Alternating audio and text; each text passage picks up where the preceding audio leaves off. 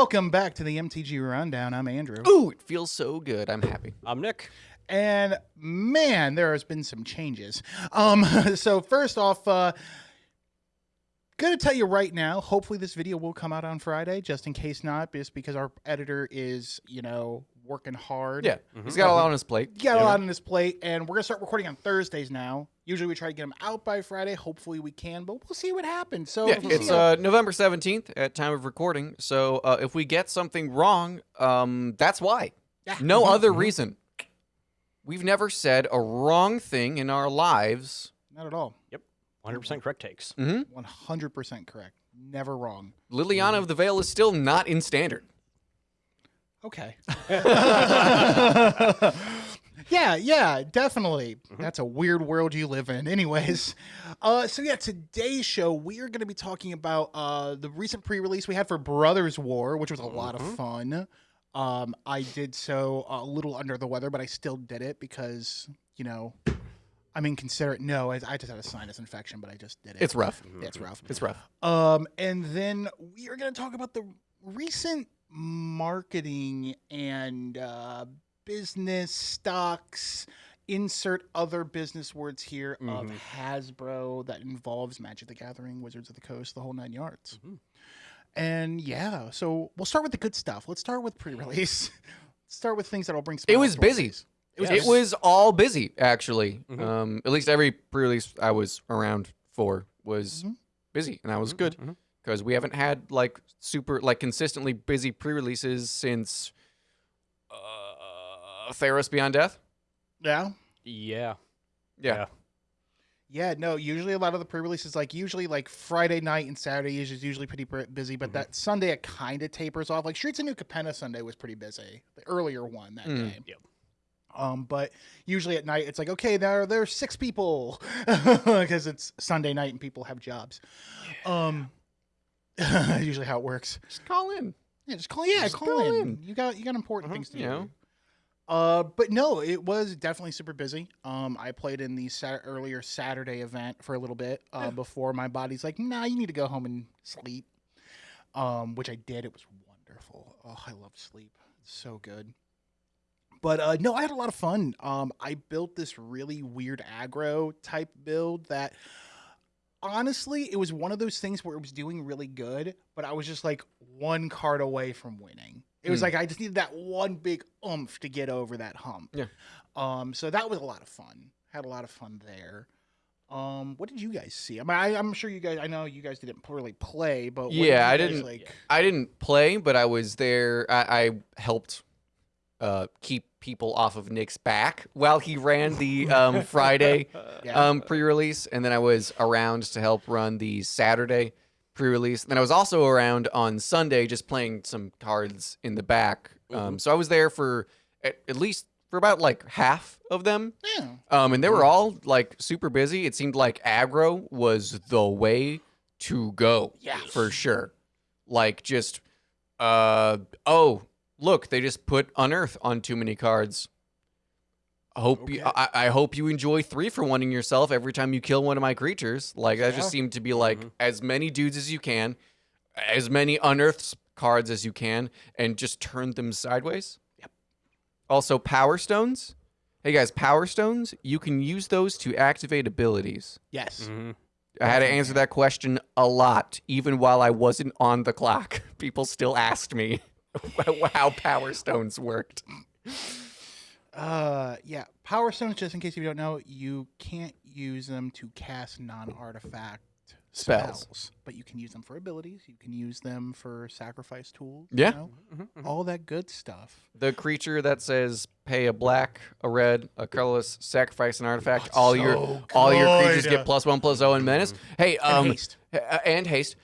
Hey guys, you tap that Power Stone for the 1, and then also sack that Power Stone as payment for the ability. You got yourself a stew going. Did that a lot. Yeah. I did that a lot. And it also makes a Power Stone for you. And tweet. And by the way, it literally spells it out for you because it's it even makes a Power Stone. Makes a Power Stone. Yep. Yeah. That was a really good card. It's a really good. It is a house in Limited. It is a whole house. Oh yeah. How about you, Nick? How was your pre-release experience? I spent 3 days explaining upkeep triggers, how prototype works. Yep. And no, you cannot, in fact, use that Power Stone to cast what you are currently attempting to cast. Yep. Okay, yeah, that seems about right. Weirdly enough, like the most common question I got was, Judge, I have 3 triggers on my upkeep. Can I stack them? Like, yes. You can do those in whatever order you want. Yes, you can. You can play Magic the Gathering. Yep. You are allowed. The second most common thing was, Judge, my opponent opened a Worm Coil engine. Can I concede? Yes. That's pretty good. That is pretty good, and that was the nice thing. Admittedly, I would too. Oh, in a heartbeat. Or like, even when I'm playing against Tron, they put down a Worm Coil engine, and I'm like, do I really want to do this? Mm-hmm. I don't. I don't deal with that. It was at one point. Put it back in your hand, cast it again. I had been called over for just a question about how prototype works, and I looked over, and the match next to them is going swing with Worm Coil, sack Worm Coil, reanimate Worm Coil, end of turn Worm Coil dies again. I'm like, gross.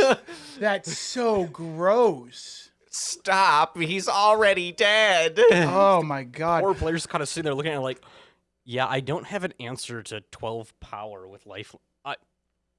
I block with my 1/1 and take 15. It was like, yeah, no, because that was an interesting thing with this because the Brothers War set has the artifacts that they've redone that they're not necessarily standard legal, but they are redone in the retro art, and they have like the blueprint art.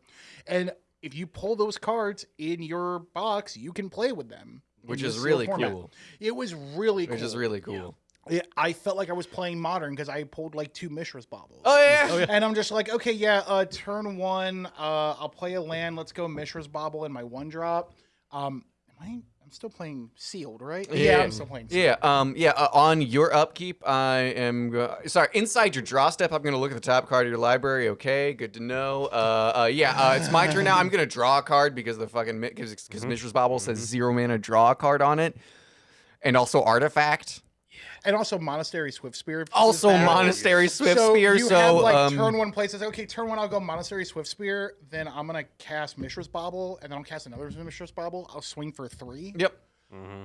I'm gonna lightning bolt you on turn 1, but I'm also gonna draw 2 cards while I do it. Yeah. It's cool.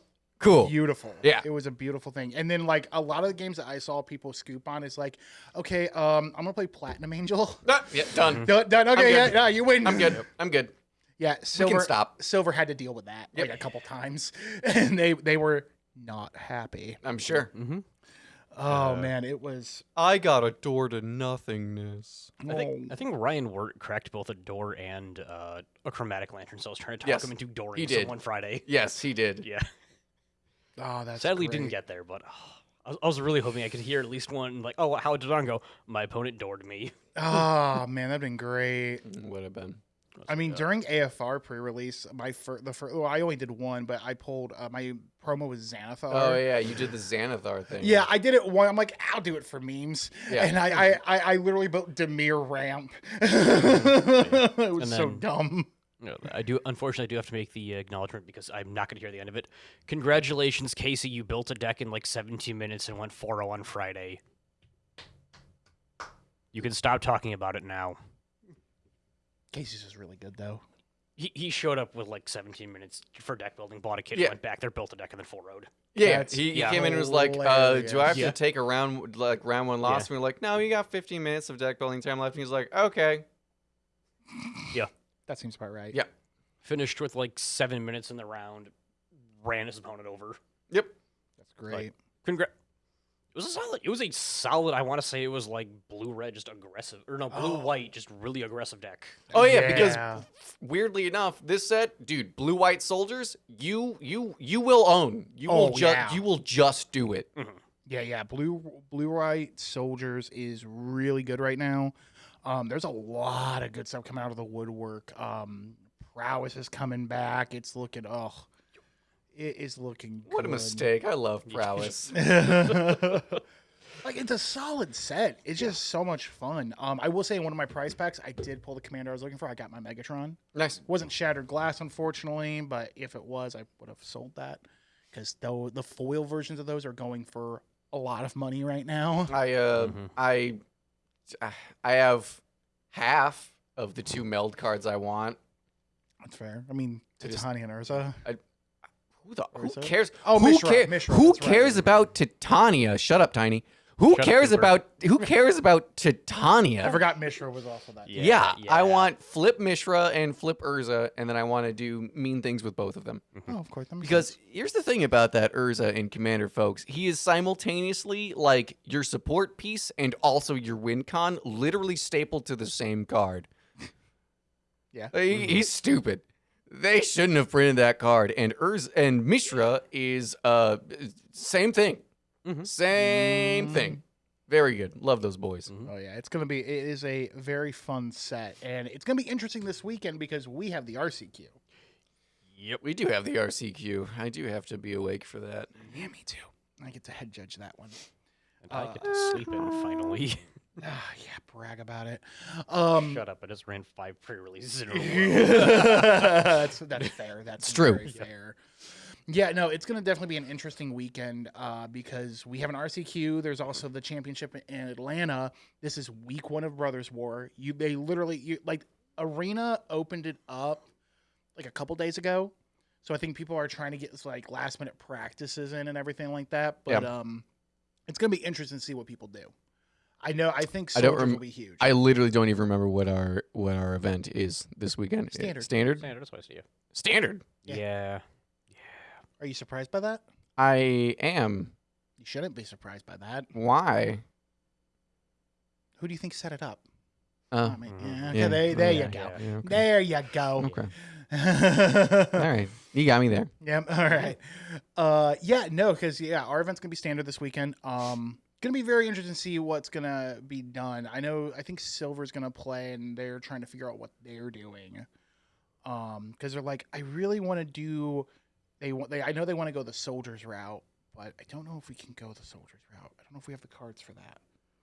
So you just need like the legendary dude, the 2-drop legendary, and then I don't know, just generic soldier buff pieces because like he alone just does it. Yeah, like he by himself just gets there. Yeah, yeah. We'll have to take a look. Because I have to see what we'll have to do for that. We also just finished up our standard league here. That was fun. Yeah. The Domino United Standard League. So it was good. I got to number 1 finally last night. Oh man, that was fun.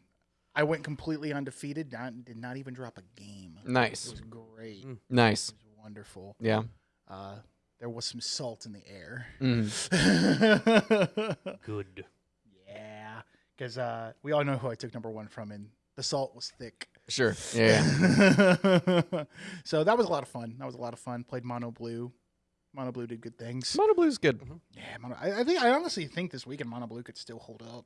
Like if people wanted to play that in standard, it'd still hold up, I think.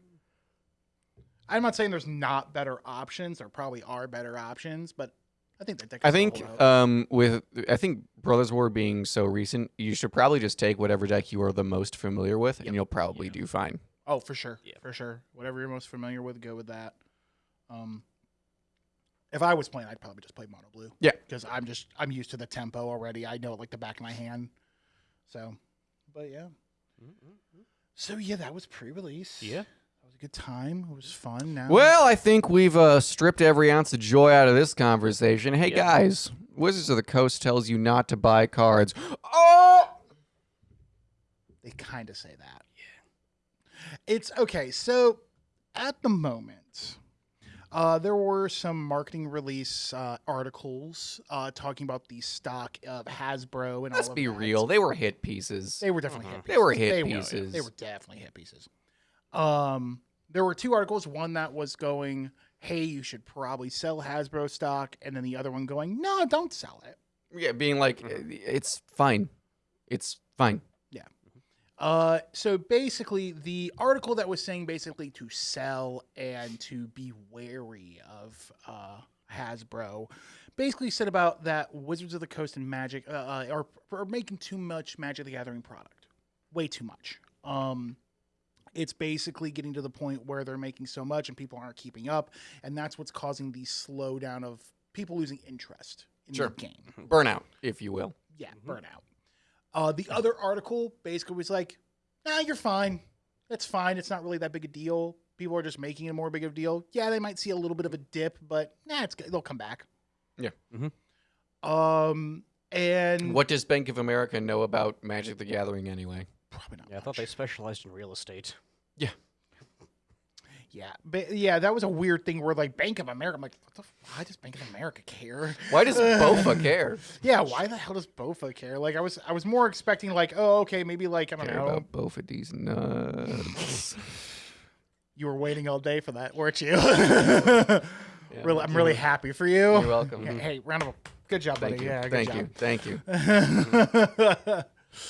Oh God. Anyways, after reading over the articles and then watching a video that was given to us to be like, hey, watch this little 4-minute snippet of someone from Wizards of the Coast giving their explanation, which let me tell you something. On that video, that man could be a politician because, man, he was good at avoiding answers. God, I love Corpo speak. It's just... I gotta say, I have always, like, loved how long they can speak without saying anything. It's always been impressive to me because I feel like I always have to like get to my point. It's why in English class I was always docked like percentage points because my papers would always be too short because I'm I'm just telling you what we need to know. Man, those guys, good for you. Good for you.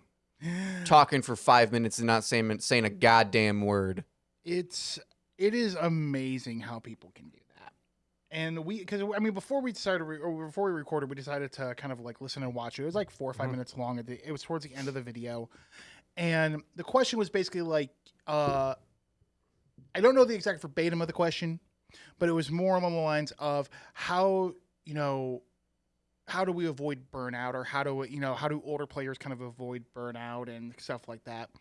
And this guy went around in a long kind of convoluted way of like, I view Magic in a different point of view, and I have to think about it with my kids. And, oh, look at this foil card I pulled. And I have to also think about, the cherry tree that I chopped down. Literally going over, like, just really kind of not answering the exact question, but then going on about how when they were starting to bring out more sets, like the only basic answer that we got from this was that buy the product that you're interested in. Yes, that's literally what it was. Don't buy everything else. Because they basically explained of like, well, we were trying to give everybody what they wanted. When it was only a release a quarter, right? The sets were trying to please everybody, and then we get things like Ixalan, which pleased nobody, right? Is essentially, I'm giving him way more credit than he deserves. But essentially, it was like, when we try to have like these 4 products a year, please everybody, it didn't work. So now we're just making a product that tailors to everyone. Yep. Like, one product for each group of people. And they also made it a point to say, he also made it a point to say that we're probably never going to go back to a system of like where it's just one product per quarter. Yeah, which, I mean, that's late stage capitalism for you folks. They got to keep making more money, and if they make less product, they'll probably make less money, right? That's just how it's going to be. Even now, Morrow's polling, hey, how do people feel about Eternal Horizons?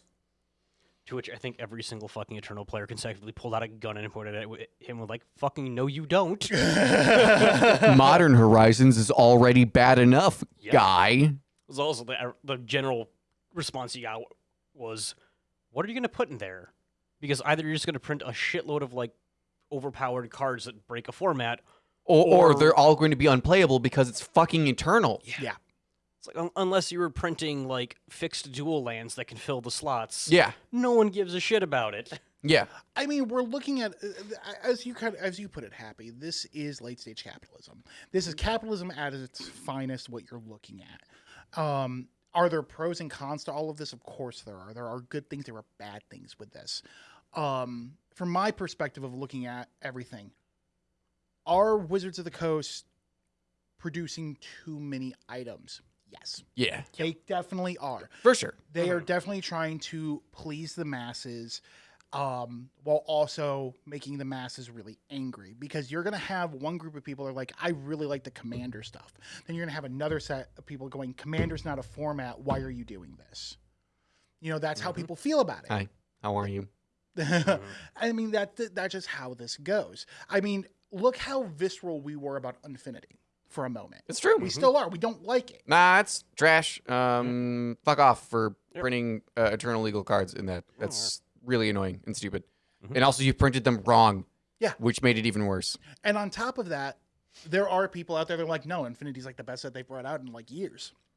And that's true. Which, again, it's everyone's opinion, no matter how wrong we may feel they are or how right they may feel they are. It is an opinion. And that is what is driving these Wizards of the Coast to make these things, is they are listening to, if they can get a handful, if they can get 1,000 people to say we like this, they're going to keep doing it. Yeah. That's the biggest thing here. A lot of people do not like the Modern Horizons sets for a lot of really valid reasons. But you know what? They're really good, guys. Like I'm sorry, but like the cards that they printed are cool and unique. Sure. And some of my favorite cards that they've ever printed. Like Ragavan. Ragavan is such like a non-issue. Oh my god. I'm sorry. It was right it's there. fine. Like Yawgmoth. Like, dude, That's a trash card. Garbage. I was like, even just taking what the cards did to Modern out of it, like it was just a really fun sealed It was format. really cool. Yeah. You know what? Here's the thing, though. Here's my thing, though. I like in a sealed type of view. Sure, I like that. Do I agree that they did that to go specifically just for Modern? I don't agree with that. I am a person that I have always enjoyed the quarter releases myself. I enjoyed the quarter releases because it gave everyone time to play with what you're given, especially as me as a standard, or back in the day how it was type 2. Now, I know in every business you have to expand, and COVID forced expansion even more. With COVID, they had to produce more because they have to make that money back. Plain and simple. That's why they shoved a lot of money into the onto Arena, because it's like, hey, you may not be able to go play in person, but hey, you can play online with Arena. Then they saw an increase in Arena because they had to force the increase. Have you you've played Arena recently, right? I have played Arena recently. Does that client feel like something that had money put into it? I'm more talking about money as in, hey, how can we expand off of it? Advertising dollars. He's talking advertising dollars. Advertising and how can we expand? Because I was like, I just got permanently timed out of a match just last night again. Oh, no. Well, first of all, you have to remember this is Wizards of the Coast. Anything they make that goes on a computer or a game system is going to have problems. My God. You can have the best computer in the world, it will make your CPU just redline every time because it's so poorly optimized. I'm gonna tell you right now, the best game sucks. The best game that Magic had was the ones that you could get. Duel of the Planeswalkers? Yes. Oh, so I was on the Xbox 360 and all that. Those were amazing. Those were fun. No. Chandelar. Oh, Chandelar. The RPG. Yeah, man. Or the OG Xbox game where you are... Have you never seen that one? Okay. My dude, the Xbox was gone by the time I cared about video games. You're right. Happy was born in 2000. 1999, I'll have you know. Basically 2000. Anyways. April 99. Come on. Basically 2000. Come on. Anywho. So there was I didn't see a cell phone and I didn't see a smartphone until I was already a man. So anyways, this Xbox game, it was I did play it a couple times and man, it was bad. So imagine, if you will, a Diablo-esque type setting. And you still have to use magic cards to summon your hero or heroes or whatever to kill things. Okay. Like if you played as Garruk, yeah, You have the Garrick hero, and you have, oh, hey, I have a Lana War Elves. I'll spend a mana to play Lana War Elves, and now I have a Lana War Elves shooting things for me. Okay. And producing mana. It was bad. Yeah. It was really bad. Yeah. And then they tried doing that again recently, like a few years back. They're like, hey, remember that idea we had back for the Xbox? What if we did it again, but we updated everything? Everyone would really enjoy that, right? Oh, the MMO they tried to make? That was like super slow? Oh, it was bad. Yeah. It was literally like the same concept. Oh, no, I'm sorry. It wasn't an MMO. It wasn't an MMO. It was a league. Yeah. League of Legends. Yeah. Right? I don't know. No, actually, it was a story based. It was. Oh, like was it RPG. actually? It wasn't actually like an MMORPG. Yeah, Okay, all right. It was an RPG. I don't know if it was MMO, but it was definitely RPG that had. It was some definitely stuff. billed as an MMO. It was basically bad, and they scrapped it at barely a year in. Yeah. They're like, yeah, no, this isn't working. Yeah. But more to the point, though, with COVID, they had to expand onto that. So they were really advertising, hey, you could do online tournaments, and that was working for a while. It's why Arena's where it's at right now. It's why they've done Alchemy. It's why they've done Historic. It's why they've done all of these things, because they made most of their money off of Arena because of COVID. So, of course, when they see these numbers going, oh, everybody loved Arena. We're going to do more things with that. No, they didn't love Arena. That's literally the only choice they had if they wanted to play tournaments or things, because COVID, you couldn't go meet with people at the time. Yeah. Now we're at the end of the pandemic, basically for the most part at the end. I'm not going to say we have decided it is over. We have decided that's a better way to put it. We have decided it is over. We have decided it is over. So with that decision, now Wizards is still pumping out all of these things going, okay, here, now that we're out of the pandemic, obviously, in, this opinion. Yeah. Let's bring out all these Commander stuff. Let's bring out Unfinity, and hey, let's make Unfinity like Eternal legal with some stuff. Well, yeah, because that's actually like a 100% Mark Rosewater decision. Yeah. Mark Rosewater loves the unsets and hates Commander. Yeah. So and that's a problem, though. That is a problem in the grand scheme of things, because in Mark Rosewater, yes, I agree. Oh, Mark Rosewater is a huge problem for Magic the Gathering.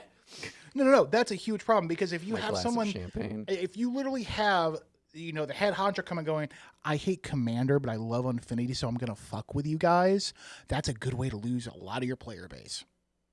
Because Commander is your most profitable thing right now. He finally acknowledged it. Yeah. In his most recent year-end review from last year.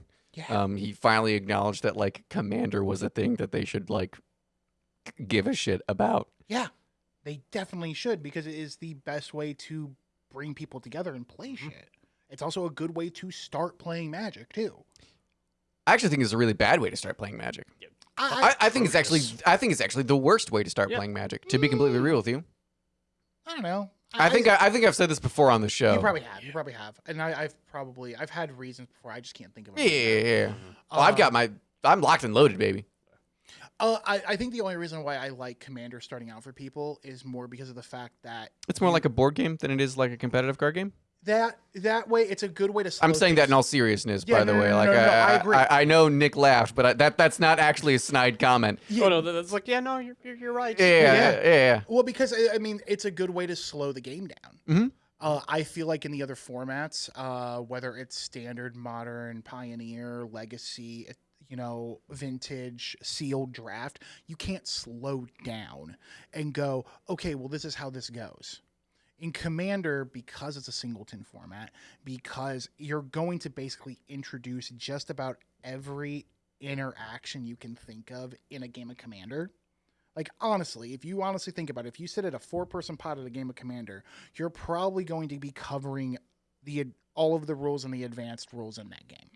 9 times out of 10. Yeah, that's my problem with it, actually. Okay. That's my exact problem with it. It is information overload.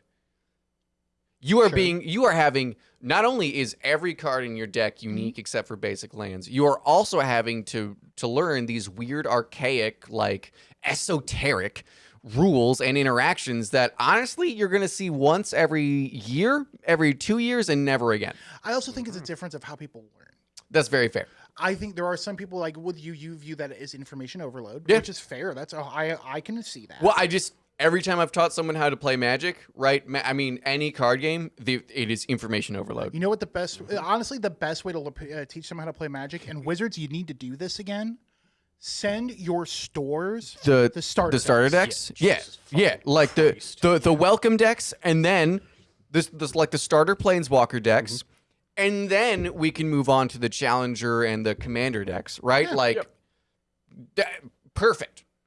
That is literally how I would like introduce someone to the game. Yeah, right now in store we have the welcome packs, which replaced the starter decks, which are a fucking booster pack. Yeah. So you can't play a game of Magic with that. No. And then it's do you want to buy a $45 commander deck? Because or a $35 challenger deck, or do you want to play Jumpstart? Yep. Like I get that their intention was Jumpstart could be the new learner product where you get 2 packs and you can play a deck, but like everyone's looking at those packs right now going, so they just took the welcome decks and said give us money for them? Yes. Yep. Yes. Because the old LGS I used to go to when I lived in South Jersey, the comic book store. I hope you guys are doing good. I doubt they're watching this, but you never know. When people would come in and be like, "Hey, I heard about this game called Magic the Gathering, and I really want to learn and play," a literal store associate would be like, "Yeah, no, we can show you. Hang on." Grab 2 starter decks, would sit down with them at a table, go over all the basics, everything like that, and at the end of it, be like, "Here, you get to keep both of these. So all yours. These are your starter cards." If you want to move up or something like that, or if you want to kind of learn more on this, play with another person, that's what you can do. They even would make they didn't do this often, but they would have a day where it'd be like, hey, it's bring a friend to Magic Day to teach them how to play. Yeah. It was like they'd have some people there that have played before, that know all the rules, judges, stuff like that, and help them out and go from there. They need to do that again. Yeah. I think that's a great way to reach out to your community. Instead of trying to say, hey, Jumpstart, I'm not saying Jumpstart isn't a bad way to learn how to play Magic. It's not. By no stretch of the imagination is Jumpstart a bad way to learn the game. Yeah. It just shouldn't be, it shouldn't cost you the price, because by the way, Jumpstart packs are like $8, right? And you need 2 of them per player. Yeah. Right? So that is going to be, that's like the price of 2 of the old school like planeswalker decks and they would be complete decks that you could take them to a store event. You would get creamed, but like you could like play them against any other person, no problems, right? But instead, it's these weird 40 card decks that are legal nowhere else that like have themes that kind of go together but kind of don't. And you're still paying the same price for less cards. Yeah. And those cards, yeah, as you said, they're not going to be legal anywhere else except for Commander. And that's going to be about it. Yeah. It's a huge thing where they're losing grasp on their community. Is the big thing. Yeah, like any corporation, right? Of course, they're going to lose grasp with their community. Their goal isn't to foster a community. Their goal is to make money. Right.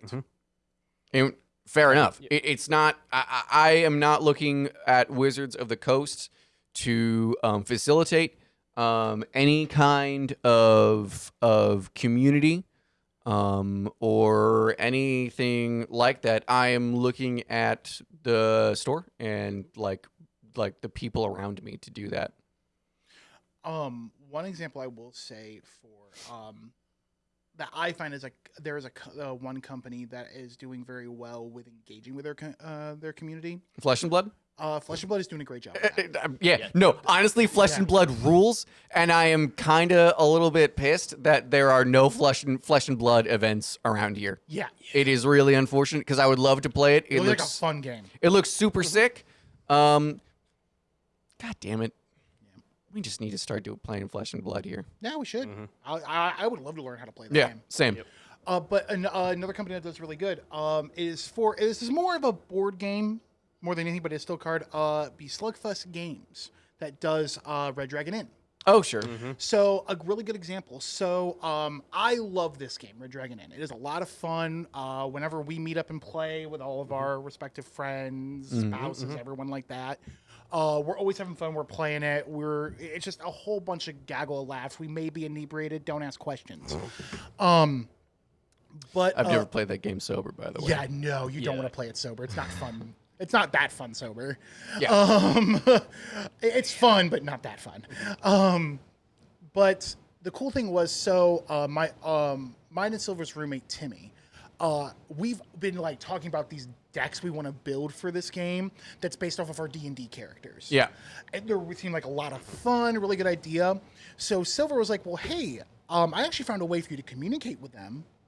If you want to talk about, your ideas and stuff like that, they're actually very open to hearing about it. So she did, and they got, she got a response. It says, hey, we're not looking for any new ideas right now, but if you want, here's actually a really cool website where you can make your own decks. Nice. For the game. Nice.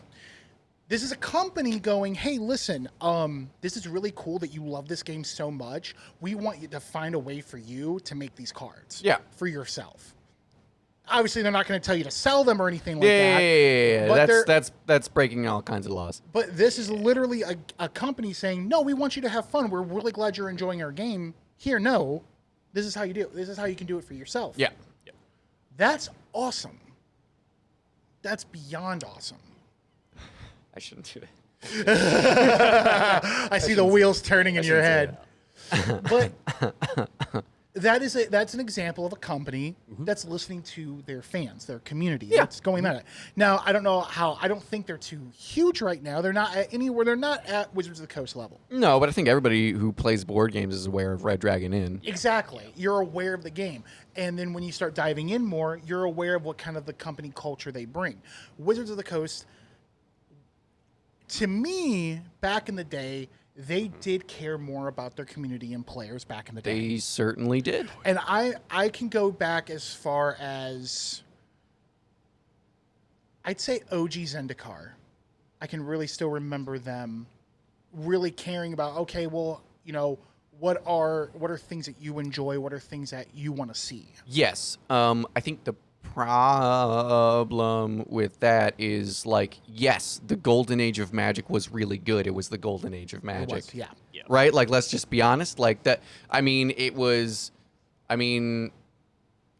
was weird, but still has been considered after a while has been considered a success. Everybody loved Alara when it came out. Yeah. Everybody loved Zendikar, and then we had the new Phyrexia, and then we had Innistrad, and then we had a Return to Ravnica, and then we had Original Theros, and like all of those were just like smash hits, like knocking out of the park. Like they were killing it, right? And then somewhere along the line, after I dropped out, like the CEOs like changed hands, like the people in charge shifted, and now it is where it is. Yeah. My biggest question is, who the fuck is doing their market research on this stuff? Because like every so often I'll see like, oh, Mark Rosewater says this, or Mark Rosewater saying like, oh, 70% of our players don't know what a planeswalker is. Oh, 85% of our players are a casual kitchen table who will never see the inside. I was like, where are you getting these? I would love to know where they get any of those numbers from, because who the hell at this point doesn't know what a planeswalker is? Well, here's a fun fact about a lot of those things. They're all bullshit. Yeah. They're 9 times out of 10 bullshit, because when they're coming out, like, and this is a marketing technique, unfortunately. Yeah, I mean, it's no publicity is bad. Like, no press is bad press. Exactly. Yeah. And so, like, it's basically like, because their whole goal at this point is going, okay, if we're going to say, if Mark Rosewater comes out and says 70% of our players doesn't know what a planeswalker is, and we're reading that, we're going to go, I know, what do you mean? So I'm part of a 30% knows what a planeswalker is? Like, come on. Hold on. I get that as someone who plays this game literally at all competitively, I am in the minority. I get that, right? Like, totally understand. Well, they also... My God. Oh, yes. Like, what, like, kitchen table commander play, like, we sell cards to kitchen table players. They want literally any planeswalker they can get their hands on because they're tight as shit. Well, you have to understand something. A lot of these market analysts or people that are going out there, their sample sizes are fucked. Their sample sizes are fucked because you know what they're 9 times of what they're doing. They're going to a busy city. They have a clipboard and they're going up to a random person and, hey, hi, yeah, I'm taking a survey. Do you know what a planeswalker is? Yeah. No, I don't know what the fuck that is. Oh, okay, have a nice day. Yeah. There's your sample size. That's literally what they're doing. They're not going to LGSs. They're not going to places that sell the product. Yeah, they're going to GameStop. They're going to Mall of fucking America and just standing in the food court going, you know what a planeswalker is? Do you know what a mana is? Yeah. Do you know what a soul ring is? Yeah. Do you know what commander means? 80% of our player base doesn't know what a land is. Like, shut up. Shut the fuck up. No. Shut up. I genuinely enjoyed the Mark Rosewater trying to claim that, like, the vast majority is casual kitchen table 60 card and commander isn't a portion of that. It's like, Mark, have you looked at your sales for the last year or two? Yeah. He's like, no one plays commander. And then last year's like, all right, I guess some people play commander. Oh, yeah. Some. Yeah, some. Yeah. He just annoys the shit out of me. Yeah, I mean, but you also have to understand, like, people who actually don't like Commander that much, they prefer other formats, they're still playing Commander. Because 9 times out of 10, most of their friends play Commander. That's what my friends play, exactly. Yes. Like, I can't convince 8 people to go buy $1,200 Modern decks and we hang out and play Modern. Because guess what? They don't want to drop a cool $1,000 on fucking cards every time they want to build a new deck. They want to spend $1,000 on 100 cards versus $1,000 on 60. Yeah, well, 75. Let's call it 75. And by the way, 600 of that is your land base every single time. Actually, slightly funny on that topic. Somebody did a quick analysis of the cost of Modern decks. 15, or I think there was like 5 years ago, average cost of Modern deck was like $1,027. 2022, it's $1,060. Like, they've remained amazingly consistent in the price point of those decks. Yeah. It's like, yeah, credit to Wizards there. At least they got that right, I guess. Yes. Still a lot of fucking money. But that would have to be, that's probably a post-Yorion ban number, because before Yorion, because before Yorion, having Yorion in the companion zone raised the price of your deck by $300. Yeah. No, I think they said they were only using 70 card decks, or 75 card decks, intentionally because Yorion skewed the data so much. Yep. Yeah, because Yorion definitely is gonna. I don't know. I mean, it's just honestly what the company needs, and I know this is a huge ask. I know it is. What you actually need to do, Wizards of the Coast, instead of having some pompous idiot on a video go around of a question that's actually kind of a legitimate question. Instead of Gavin Verhey. I know people like Gavin Verhey, but my God. Yeah. Instead of he annoys the living shit out of it. Every front-facing Wizards employee is like the least likable, least personable, least charismatic individual they can find. It's absurd. Wizards, just headhunt like the community leads from some of your competitors. Just keep having Mika Burton and Day 9 do all of your shit, right? Because they are absurdly likable, and Day 9 actually knows what he's talking about, and Mika's willing to learn, right?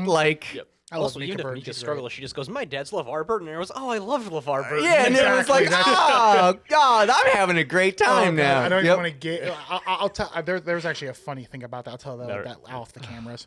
But, it's just they have to get a connection back with their community. Yeah. I know they're not going to do that. No, they're not. I'm not here... This is not me holding out hope for that. Yeah. If you do, then shit, I'll be surprised. I'll be actually shocked and surprised. But the thing is, Wizards of the Coast is so out of touch with their community that these articles like this, talks like this, are just going to continue happening. Yeah. They're going to continue to happen. And you're going to have people like us that are going, what the fuck are you doing? You're also going to have people on the other side going, no, that makes all complete sense. Mm-hmm.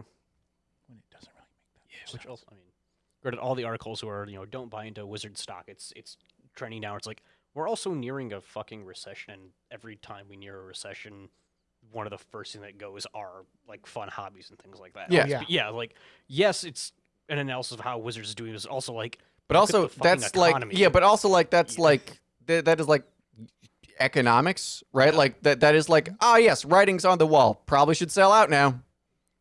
Like that's just how it works. I mean, yeah, that's any company anywhere. I mean, a prime example of that right now, Blizzard's back in the news. I'm gonna tell you why. Hang on. It's really funny. I just wish they would stop. So why am I forced to know that they exist? Their contract with China is ending, and they have not in the next China has few months. No desire to re-up it. Well, no, it's not. They have no desire. Just there's been no talks at all. It's like ending in I think a couple months. Yeah, and they're just like, okay. So literally, World of Warcraft could be ending in China. Which is their market. No, yeah, that is literally their like China and Korea. That is your market. Mm-hmm. Yeah, that's literally the majority of where your money comes from. Yeah, that's rough. So I mean that's kind of the things where that's just kind of an example there of once again a company out of touch with things, and then going, oh wait. Well, hold on. I think there's a big difference between the state that is China, not re-upping their contract. Like, there's still a business standpoint to it. That was what I'm getting at. Yes. But I don't know. It's China, guy. Like, that is another whole problem. I get that I'm a white American talking about China. But they're gonna do. They've done all types of weirdo shit. Oh, for sure.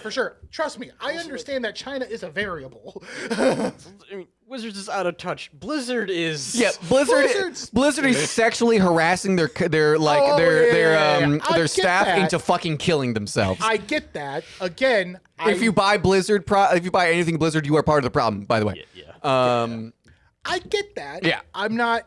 That's not the thing I'm trying to cover up. Sure. I'm not trying to say that doesn't exist. Yeah. What I'm saying is this is just another example of literally what happens when you fuck around. You find out. Yeah. That's the best way I can put this. Without it sounding worse than how I may have put it, because I really wasn't trying to. So, fun thing, audience. My brain knows exactly what I want to say, but my mouth doesn't say it correctly because that's just ADD. That's just what happens. Yeah, you think faster than you can talk. Yeah, exactly. I get you. Like my brain's like, no, this is a great fucking idea. My mouth's like, I'm sorry. But you would do with Exactly, literally that. But yeah, no, it's. You gotta be straight to be an actor, Mario. Oh my god.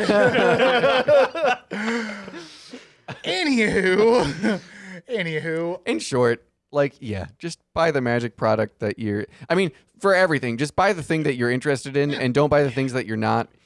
Like, the Wizards reps sound like a bunch of fucking complete asses when they said, but not everything is for you. Yeah, not everything is for you. It's true. And also. Buy singles, guys. Just buy individual cards. Don't buy sealed product. I would love to draft all the time, but just don't do it. Right? Just don't buy it. You don't need to buy a box. Yeah, focus on It's gonna be cheaper if you just buy the cards individually. Yeah, I mean you focus on your local game stores. You focus on the secondary market. You don't focus on the actual Wizards of the Coast. Yeah. Or Hasbro, however you want to put it. But yeah. I'm just going to pull a Trent Reznor and just steal this record. Don't buy it. Perfect. But yeah, I think that's what we got today, guys. Yeah. I think that's what we got. Yeah. We got the Visceral out.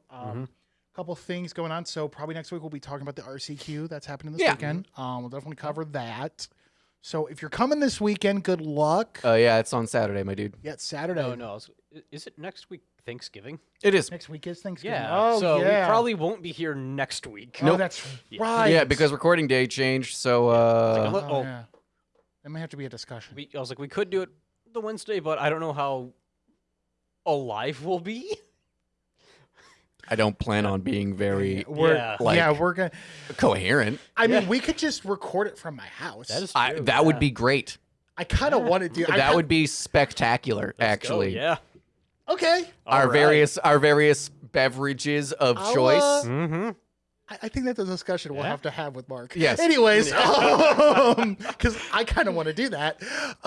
Anyways, but yeah, that's going to be it for us on the MTG rundown. We'll maybe be back next week. We'll find out. I wouldn't count on it. I wouldn't count on it, but we're going to try-ish. I'm not going to try that much. Yeah. We'll record and decide on the footage once we've so Maybe it'll have to go up on the OnlyFans. Who knows? Yeah. Subscribe to our Patreon. Subscribe to our Patreon. Oh God. Anyways, but yeah, that's gonna be it for the MTG rundown this week, guys. I've been Andrew. I am. Follow me on Tumblr. And I am not the target audience. We'll be back next week. Later, fellas. Follow Happy's Tumblr. Follow my Tumblr. Are you actually back on Tumblr? I am back on Tumblr, yeah. You're back on Tumblr? Yeah. Well, I figured, yeah. Happy Emmons again. Follow it.